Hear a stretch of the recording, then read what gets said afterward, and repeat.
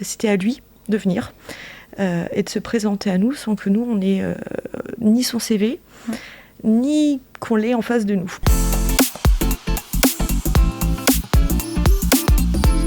Bonjour à toutes et à tous, bienvenue à ce nouvel épisode des Inclusifs. Je suis très heureuse de revenir parce que j'avais laissé la main à Nicolas notamment pour les dernières fois. Aujourd'hui, thématique casser les codes du recrutement. Et du coup, je suis très heureuse de recevoir 3 belles personnes. Donc tout d'abord, Karine Billot, Cafisto RH. Bonjour, merci d'être là. Merci à vous.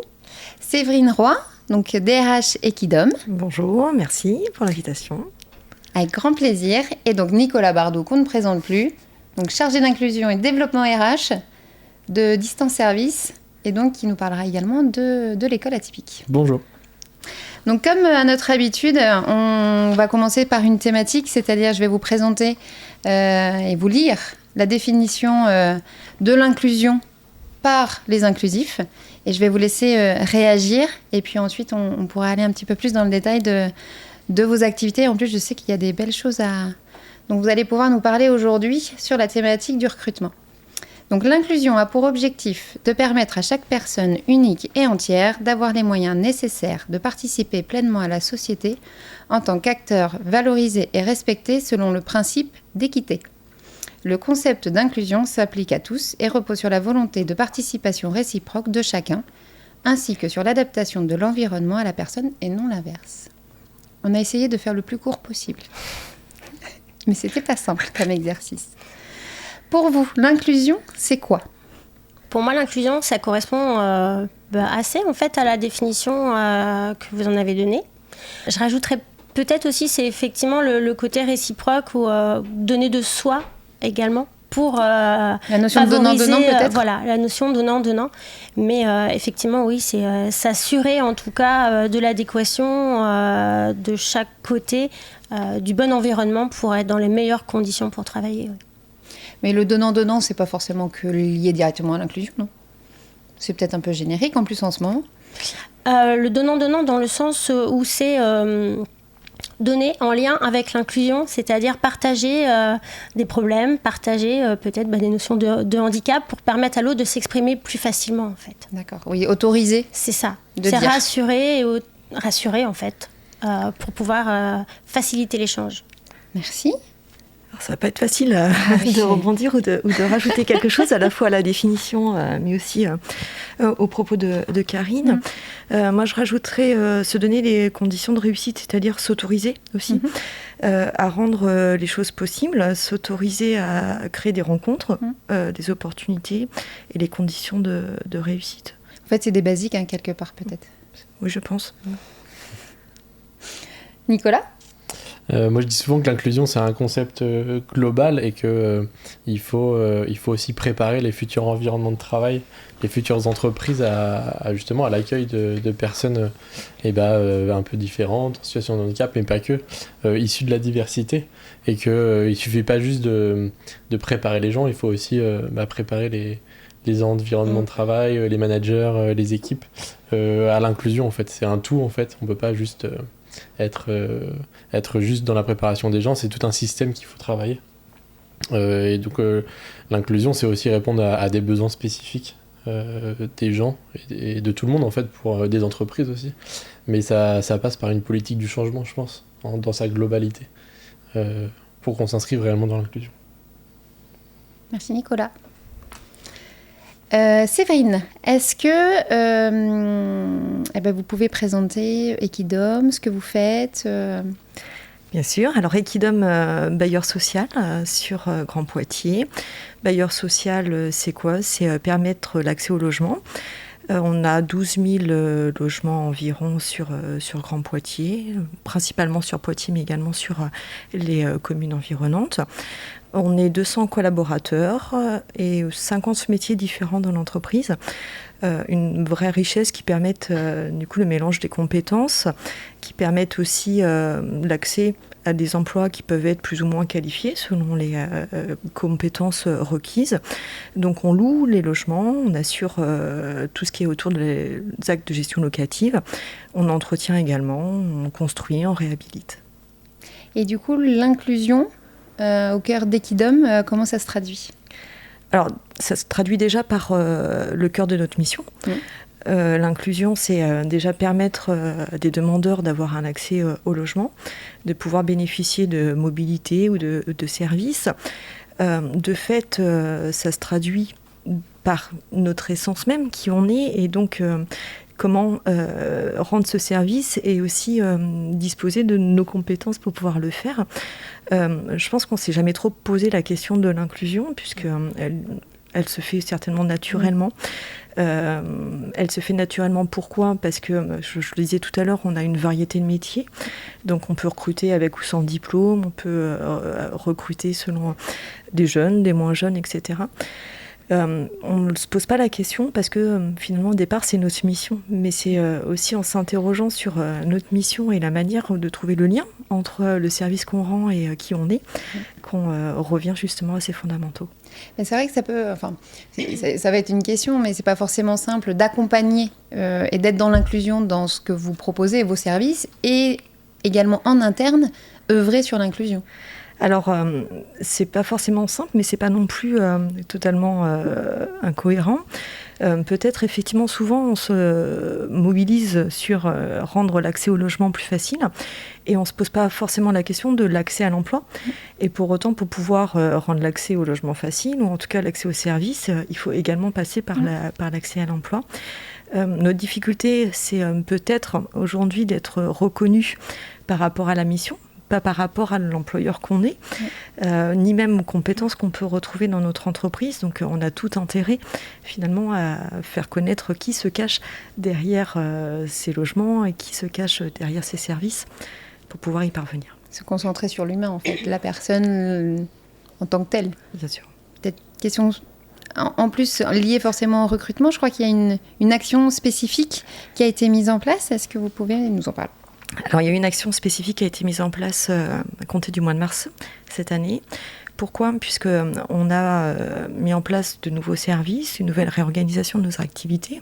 Et pour le permettre, on a eu un besoin de recrutement d'environ 15 postes en CDI dans un temps relativement court. Et avec une actualité actuellement sur les pénuries du coup, de ressources. Alors avec effectivement tout ce qu'on peut entendre sur les pénuries de ressources, tout ce qu'on peut lire aussi en termes d'offres variées et multiples, puisqu'on a d'abord fait un travail d'aller analyser les offres telles qu'elles étaient aujourd'hui, en se disant mais si nous on a besoin, comment faire pour avoir un maximum de profils dans le temps demandé pour pouvoir décliner notre nouvelle organisation. Ça s'est traduit par une ouverture de 15 postes. 200 collaborateurs, 15 postes en recrutement simultané. Alors on aime beaucoup les agences de recrutement, mais on s'était dit aussi qu'on avait peut-être à faire, nous, simplement de notre côté. On avait imaginé une phase de recrutement qui permettait en fait l'accès à nos lieux, à nos métiers, à nos rencontres. Sauf que la période Covid, la crise sanitaire, nous laissait un peu suspendus à est-ce que ça sera possible ou pas. Donc l'idée, ça a été effectivement de rendre possible l'accès déjà qui on était, nos collaborateurs, pour que les candidats posent des questions. On a inversé le process de recrutement en laissant finalement le process au cœur du candidat.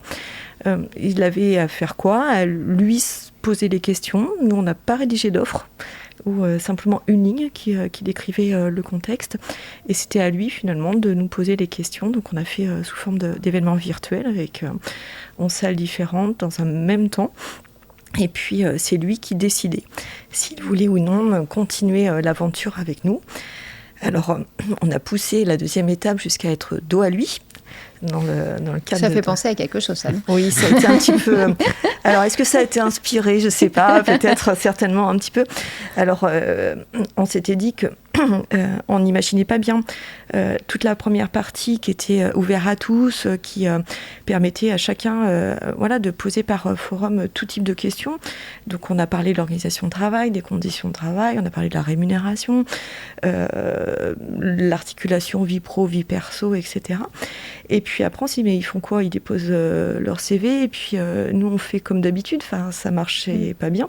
Donc l'idée c'était de rendre vraiment le candidat acteur de son process, c'est-à-dire que s'il pensait avoir les compétences pour pouvoir tenir le poste, c'était à lui de venir, et de se présenter à nous sans que nous, on ait ni son CV, ni qu'on l'ait en face de nous. D'où, effectivement, le voir alors à l'aveugle. On a pendant longtemps parlé de recrutement à l'aveugle, pour pas forcément non plus indiquer qu'on était dos à lui, etc. Mais je pense que c'était un exercice qui nous a permis de faire de belles rencontres. Peut-être des personnes qu'on n'aurait pas attirées autrement, qui n'auraient pas lu une annonce de 15 lignes ou autre. Du coup, l'interaction, vous l'avez vécu comment? Du coup, le fait, parce que là, c'est même sans CV, même sans voir.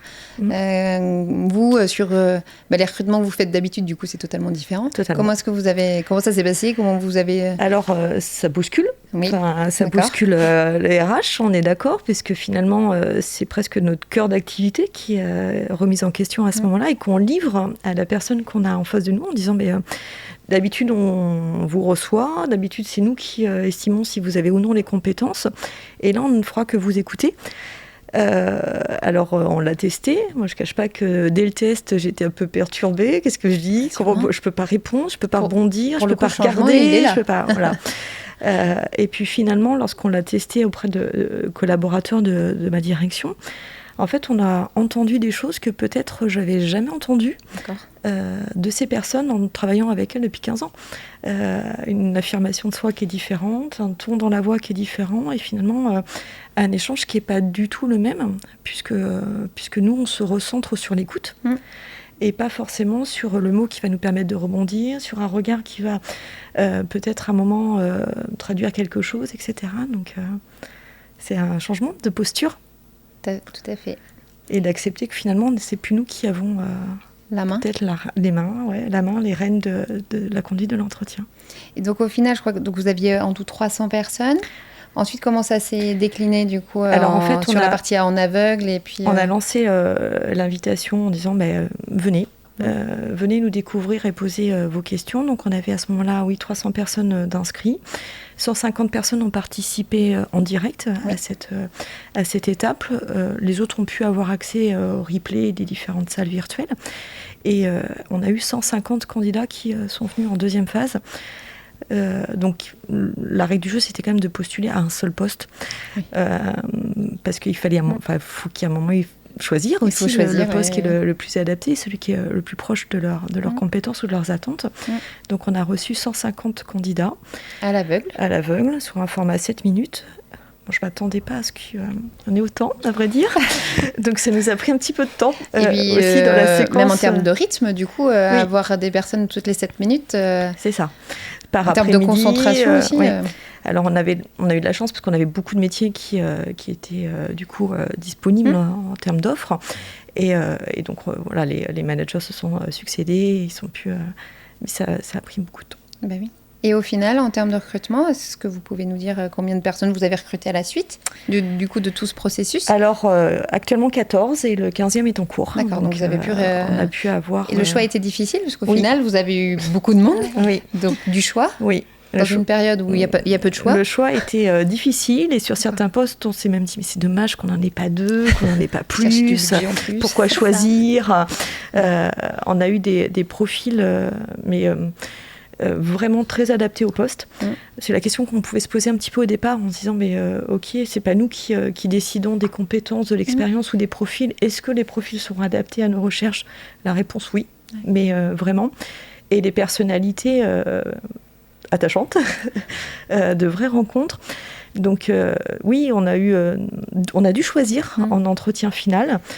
Ça n'a pas été simple pour beaucoup. Et en fait, à ce moment-là, on est resté un peu sur notre faim en disant mais c'est pas possible d'avoir de tels bons candidats et de ne pas pouvoir les recruter.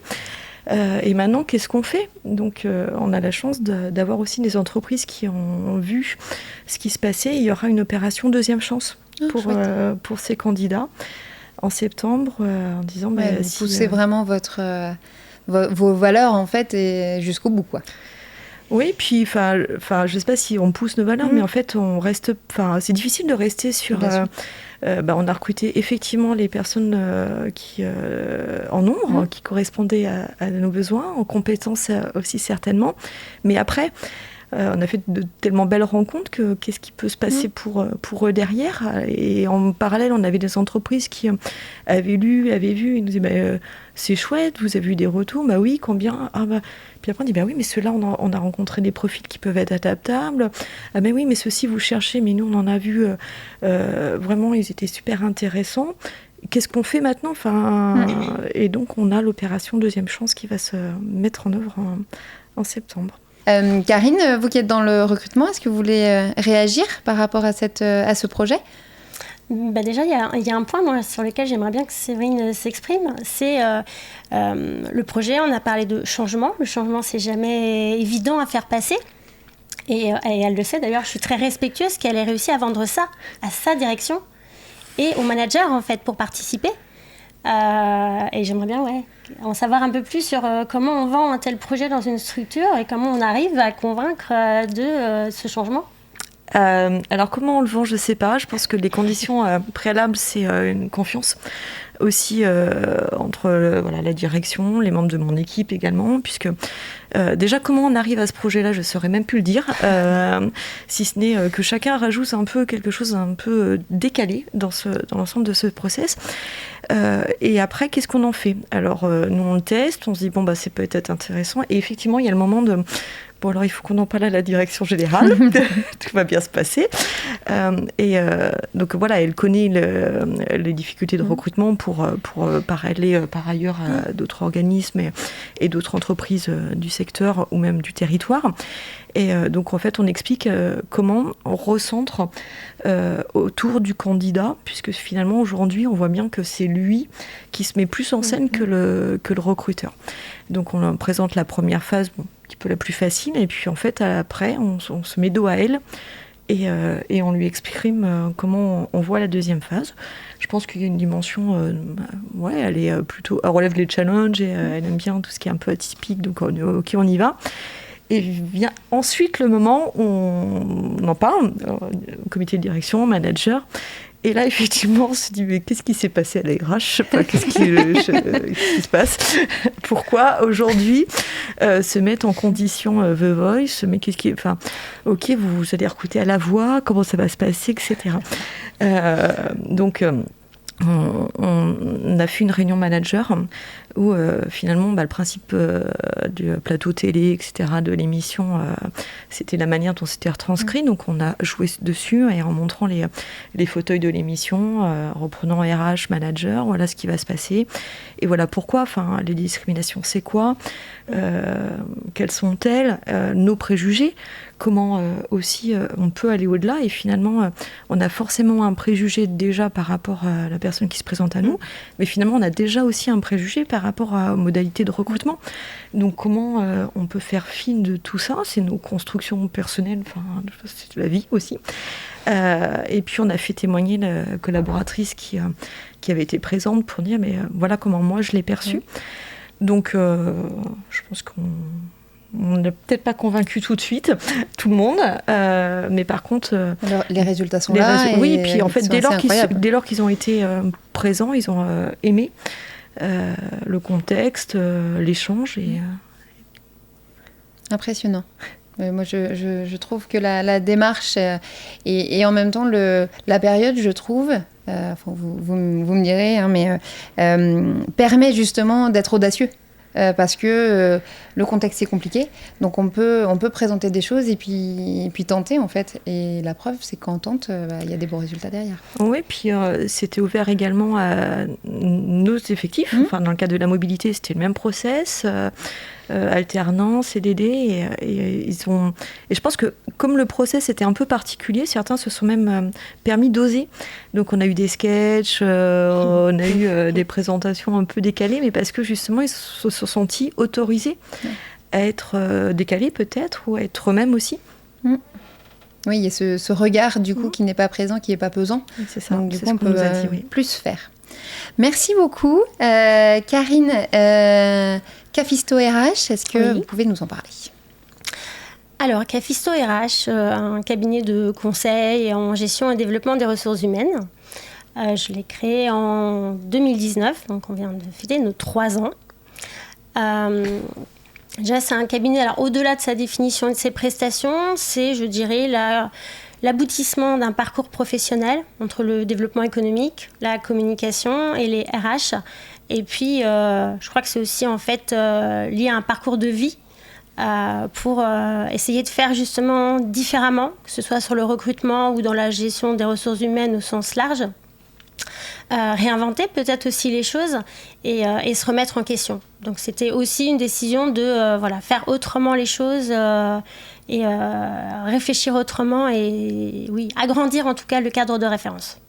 Et du coup, le sujet de l'inclusion, comment est-ce que vous le gérez et comment est-ce que vous accompagnez du coup vos clients sur ces thématiques-là ? Qu'est-ce que vous apportez de différemment ? Enfin, est-ce que vous pouvez nous expliquer un peu vos méthodes sont un peu différentes ?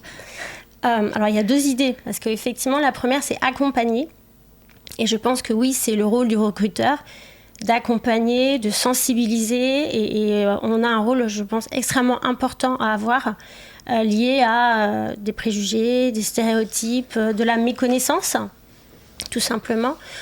Aujourd'hui, 95% des recruteurs, c'est-à-dire des personnes qui recrutent, déjà ne sont pas forcément formés au recrutement et encore moins sur tout ce qui est non-discrimination et encore moins sur comment poser les bonnes questions. Donc c'est un rôle pour moi très important à jouer et ne pas abandonner en fait face à des structures qui ne veulent pas aller dans ce sens-là. Donc pour moi, ça fait partie de la raison d'être même du cabinet. La deuxième partie sur comment est-ce qu'on va intégrer l'inclusion dans nos process, c'est déjà la communication. Chaque, on va dire, site d'emploi fonctionne aussi différemment. Mais maintenant, on a la possibilité d'indiquer si le CV est obligatoire ou pas. Donc nous, on met toujours que le CV n'est pas obligatoire. On l'intègre aussi dans l'annonce. Et puis sur l'inclusion, on ajoute maintenant, même si l'annonce est hyper longue, c'est pas grave, on met notre process de recrutement et dans le process de recrutement, on indique qu'il y a toujours une étude de faisabilité liée, alors ça peut être un handicap, ça peut être lié à des besoins particuliers, à des contraintes particulières, pour valider ensemble en fait l'adéquation ou pas à un poste. Comment est-ce qu'aujourd'hui les entreprises intègrent l'inclusion dans leur recrutement ? Parce qu'entre vouloir, et c'est ce que vous proposez aujourd'hui, aider les entreprises mais il faut quand même qu'elles aient envie. Oui. Est-ce qu'il y a une évolution au niveau de cette thématique et comment est-ce que vous les accompagnez à justement prendre ce sujet à bras-le-corps ? En fait, c'est la même chose, on leur donne du factuel. On leur montre par exemple comment est-ce qu'ils peuvent passer à côté de très bons candidats parce qu'ils n'ont pas osé poser certaines questions et donc ils sont restés sur leur faim, ils n'ont pas toutes les informations et ils ne vont pas y aller parce qu'ils n'ont pas collecté toutes les informations. Donc on ne laisse pas passer, c'est-à-dire qu'on continue, on leur dit ok, mais si vous manque telle info ou bien s'il y a encore tel doute ou telle crainte, on lâche pas en fait et on va aller chercher nous les informations pour pouvoir rassurer tout le monde ou pour étudier la correspondance. On va pas aller sur l'inclusion à tout prix qui peut être dangereux aussi, à savoir si l'entreprise n'est pas en capacité de bien intégrer la personne, ça sert à rien de pousser on va dire trop loin puisqu'au final ça va être négatif pour tout le monde. Donc on valide aussi bien, nous, en interne, la capacité de l'entreprise à adapter un poste, être sensible, adapter un environnement et on va mettre en corrélation en fonction. Donc on va sensibiliser. Maintenant, chaque entreprise n'a pas forcément toujours les mêmes moyens non plus. Les mêmes qualités managériales, parce que c'est ça aussi. Donc on va trouver le bon équilibre. Mais on va accompagner effectivement toujours et aller creuser là où les questions n'ont pas été posées en fait. Comment est-ce qu'aujourd'hui vous cassez les codes du recrutement ? Alors je viens d'un environnement qui est avec des connaissances, un environnement numérique, je maîtrise plutôt bien tous les outils qui peuvent exister. Aujourd'hui dans les process du recrutement, beaucoup d'acteurs favorisent le travail des services RH parce que le recrutement est très chronophage et donc avec des moyens de plus en plus industrialisés. On coche des cases, on envoie des messages, et au final, en fait, j'ai enlevé certains outils qu'on utilisait et j'ai remis de l'humain. Alors ça nous prend beaucoup plus de temps, faut être clair. Mais j'ai remis de l'humain. Quand on aborde des personnes, on les aborde une par une. On coche pas toutes les cases, sélectionner toute la colonne et envoyer un mail pour présenter une offre. On ne le fait plus du tout. Simplement parce que les gens ont besoin de retrouver de l'humain, de voir qu'on s'intéresse à eux. Et on l'aborde aussi, à chaque fois en termes de besoins. Les besoins sont abordés déjà dès l'entretien téléphonique et ensuite en entretien. Parce qu'aujourd'hui, les candidats, ils reçoivent énormément de mails, de propositions, d'offres, etc. Et presque, ils ne les regardent même plus tellement il y en a. C'est ça. Donc effectivement, il faut peut-être passer un petit peu à côté, trouver une autre solution pour qu'ils les accrochent et qu'ils puissent regarder du coup les offres. Est-ce que ça, du coup, c'est quelque chose que vous avez aussi changé en termes, la présentation des offres pour que ça soit accrocheur ? Alors, sur l'opération dont on fait référence ici, il n'y avait pas d'offre. Parce qu'il y avait une ligne, casser les codes. Une ligne descriptive qui finalement indiquait les grandes missions. Aujourd'hui, je suis assez d'accord, il y a énormément d'offres. On voit aussi que les candidats se mettent en scène. Il y a beaucoup de vidéos sur les réseaux sociaux, il y a beaucoup de partages d'un certain type de CV que eux-mêmes font.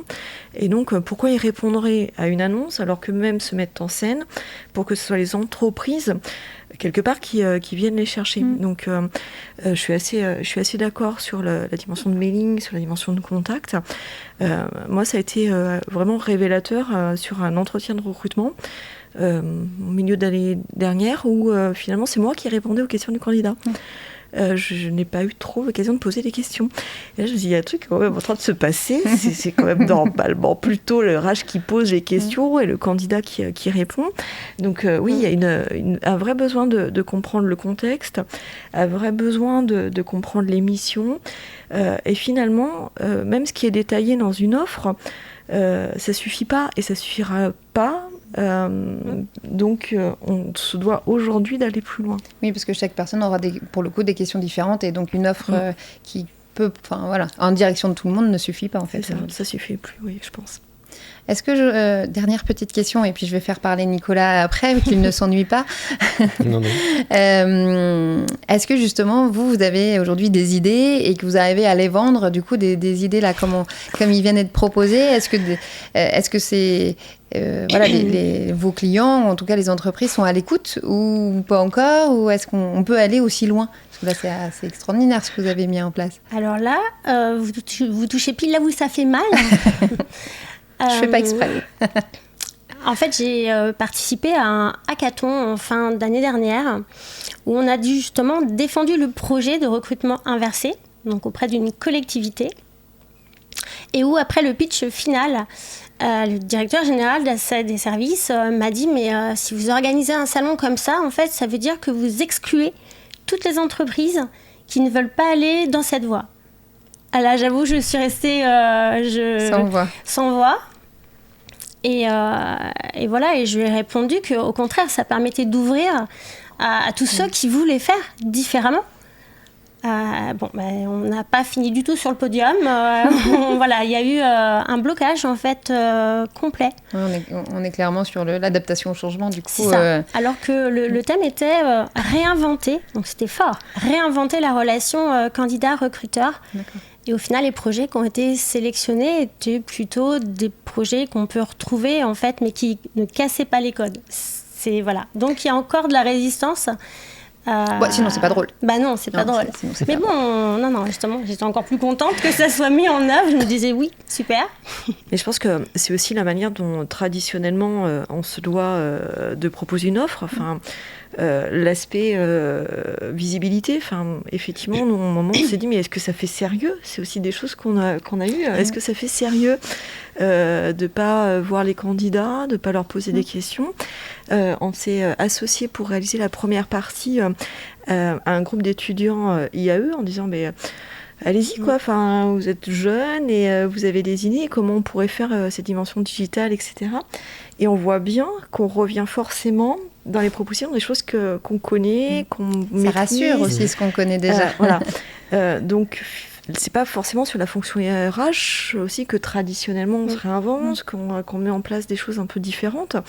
Et nous, on a eu la chance d'avoir ce besoin, parce que peut-être qu'on ne l'aurait pas eu, on aurait continué à faire comme on fait. L'effet masse, nombre de postes à emmener, de remettre les choses un peu à plat et de proposer en tout cas. Nicolas, je vous ai fait pas mal patienter. Est-ce que vous pouvez nous parler de l'école atypique ? Et je crois qu'il y a un petit sujet aussi sur le recrutement, sur de l'innovation sur le recrutement. Est-ce que vous pouvez nous en parler ? Sur l'école atypique, on a voulu du coup engager différents partenaires. C'est quoi l'école atypique déjà ? L'école atypique. Donc l'école atypique, c'est un organisme de formation, un CFA, qui est tout nouvellement créé, qui va proposer en fait un parcours sur mesure, adapté, avec une pédagogie en fait multimodale, individualisée pour les personnes, autour du métier de développement web. Donc pour des personnes qui sont reconnues travailleurs handicapés, avec en fait une première année où on va orienter sur une remise à niveau sur des bases et aussi toute une partie sur les compétences psychosociales. Donc cette première année doit permettre aux personnes d'être prêtes en fait à rentrer dans un parcours de contrat d'alternance en fait en apprentissage pour préparer en fait le titre professionnel de développement web, donc en bac+2. Et donc l'école atypique, la première session elle est le 28 août. On est aujourd'hui à 11 personnes qui vont s'engager sur le parcours. Et l'idée c'est que pour sécuriser d'autant plus le parcours, et notamment dès le début, c'était de proposer avec les partenaires, donc notamment Pôle emploi, pour réellement cibler des profils et adapter en fait la formation, le parcours aux personnes. On avait besoin d'aller, comme vous l'avez dit, sur de l'humain et de connaître les gens vraiment en profondeur sur des styles d'apprentissage, des profils d'apprenants qui peuvent être différents, des gens qui sont plus sur le collectif, l'individuel, ce genre de choses. Du coup, on a mis en place un parcours de recrutement au préalable avec le psychologue du travail de Pôle emploi, notamment. Avec le partenaire aussi de l'école atypique qui est l'EPSI, donc une école du numérique qui est à Nantes.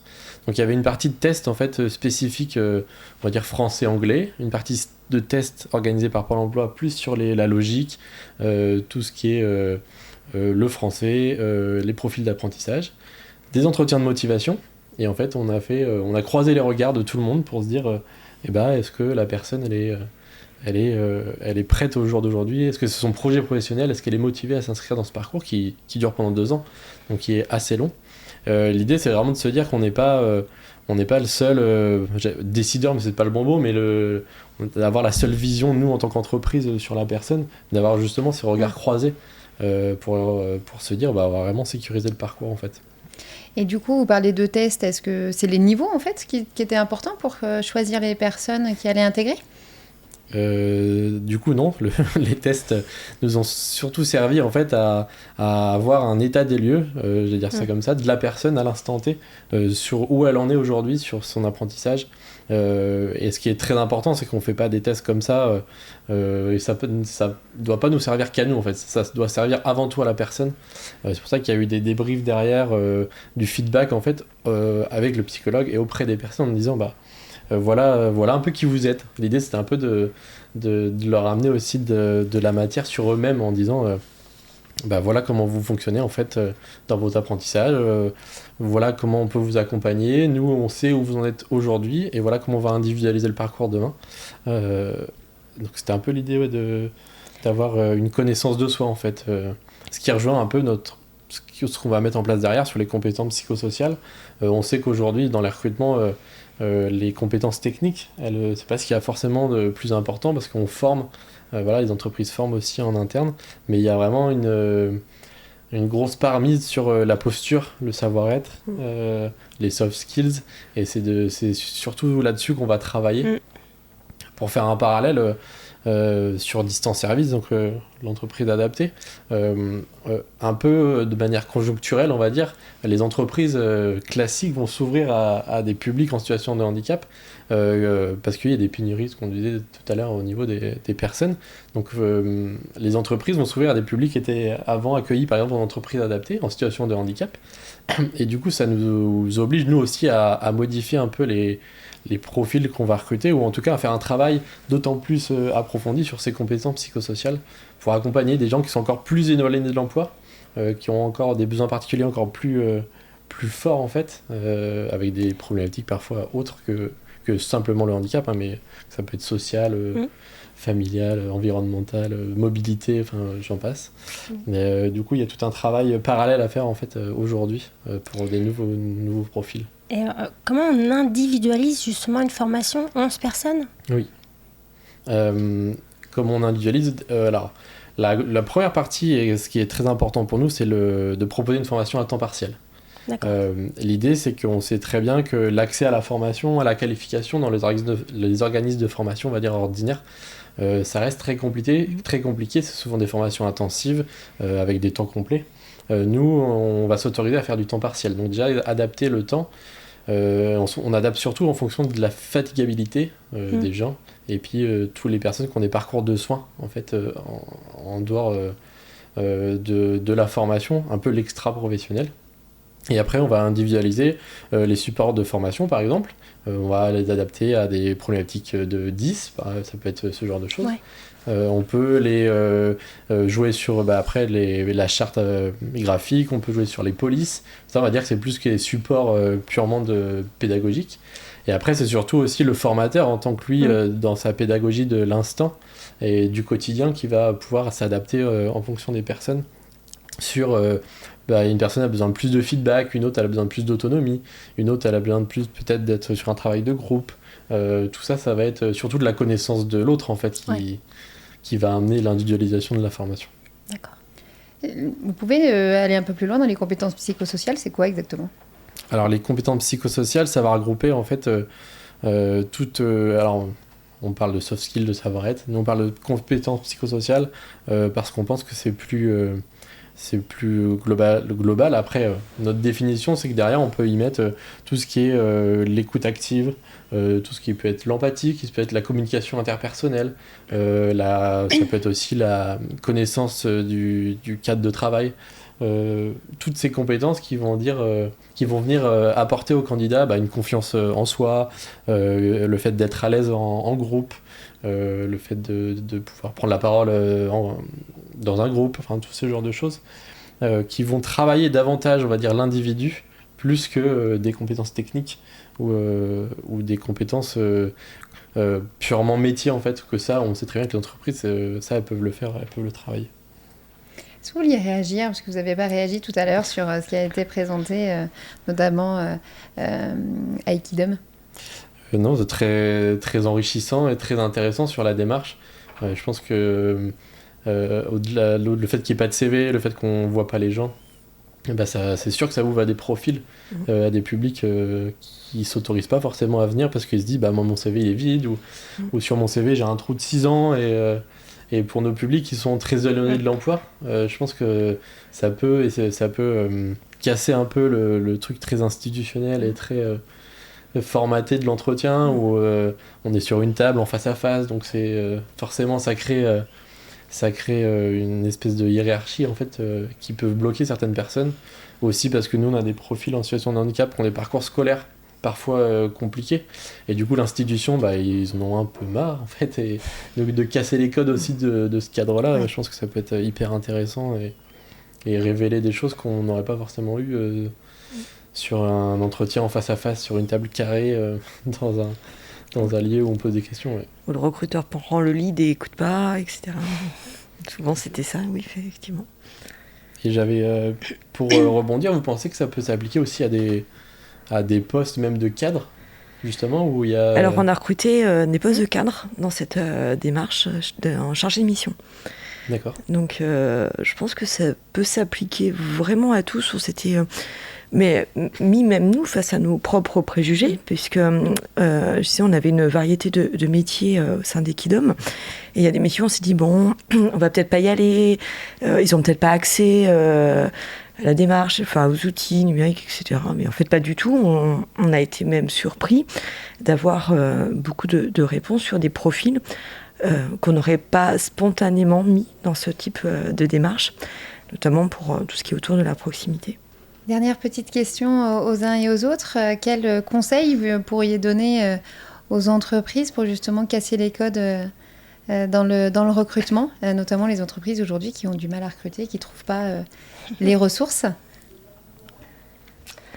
La première chose, c'est la capacité à se remettre en question. Forcément, si ça ne fonctionne pas, au-delà de dire oh là là, en ce moment, de toute façon, on ne trouve personne, c'est de se dire ok, on ne trouve personne, étudier vraiment son process, prendre du recul, de la hauteur, enfin, réétudier les choses pour comprendre. Donc oui, c'est se remettre en question, c'est écouter aussi. Les candidats, les retours des candidats, pourquoi est-ce qu'ils ne postulent pas, pourquoi ils ne vont pas plus loin. C'est mettre en place aussi des choses qui sont effectivement moins trouver le mouton à 5 pattes, qui de toute façon ne le trouvera pas. Donc soit 6 pattes, non ? Voilà. Soit on reste 2 ans et on recrute personne, soit on intègre quelqu'un, notamment sur des aptitudes, du potentiel, et au bout de 2 ans, la personne qui est déjà opérationnelle depuis longtemps. Mais ça veut dire, oui, une remise en question. Ça veut dire aussi ouvrir en termes d'inclusion, en mettant en place des fiches de poste qui intègrent cette partie-là. Donc nous, on le fait, en fait, et les entreprises sont assez surprises à chaque fois. C'est-à-dire qu'il y a une fiche de poste, et puis, alors, pour les entreprises qu'on connaît moins, on a une fiche spécifique qui va, en fait, retranscrire toutes les informations. Est-ce qu'il y a des escaliers? Est-ce qu'il y a de la poussière? Est-ce qu'il y a de la lumière? Est-ce que c'est un open space? Moi, je suis incapable de travailler en open space. C'est pas possible. Et je sais que je suis pas la seule. Mais on va, tout... mettre toutes les infos, est-ce qu'il y a du relationnel, quel est le niveau de stress, pour déjà pouvoir mettre en face des personnes et tout de suite pouvoir dire à une entreprise, oui, cette personne a peut-être un besoin particulier, mais finalement, ça ne pose aucun souci dans le poste et dans la structure. Donc voilà, c'est plutôt aller vers ça. Mais la remise en question, pour moi, à un moment donné, c'est l'étape numéro 1, oui, pour recruter aujourd'hui, oui.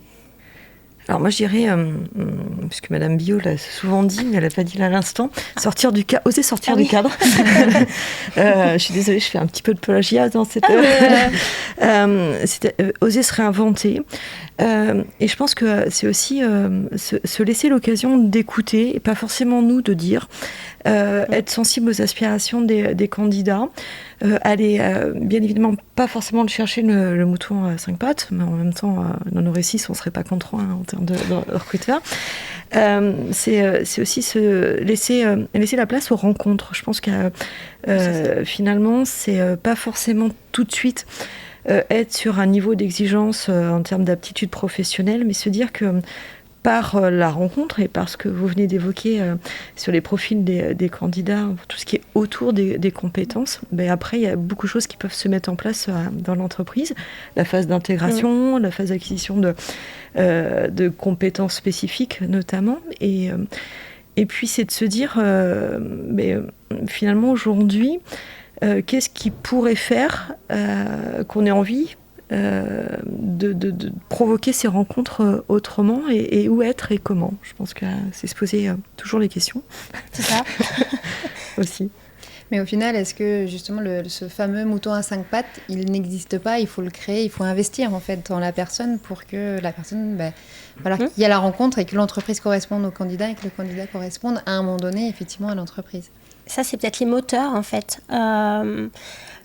Réussir sur un poste, on peut réussir sur un poste. Si les valeurs, la culture d'entreprise, les moteurs de la personne ne sont pas en phase avec ce que peut proposer la structure, ça ne durera qu'un temps.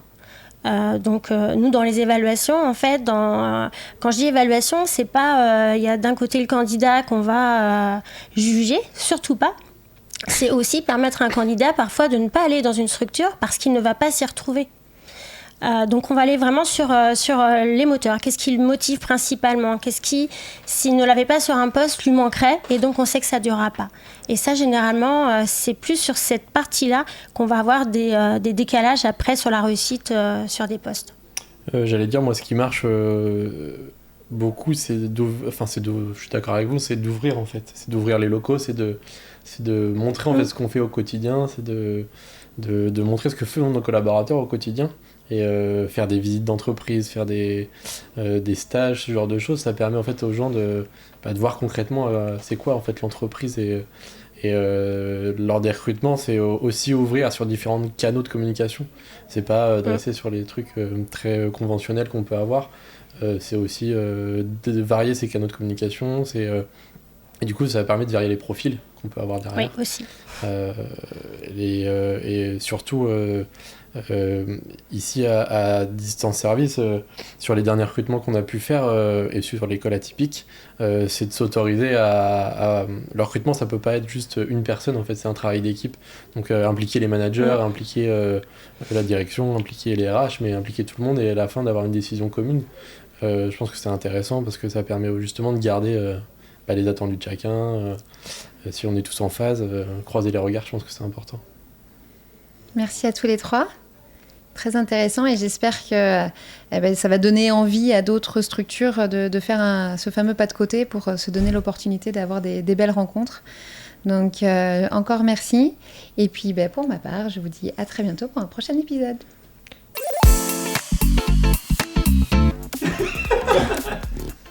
En fait, c'est toujours le redémarrage. Je suis toujours un diesel, même si ça fait pas longtemps que j'ai arrêté. Merci beaucoup. Elle a réussi à faire la conclusion en 8 minutes. Ah Ça met 20 minutes. Ah oui, d'accord. C'est un record. Record explosé, imbattable.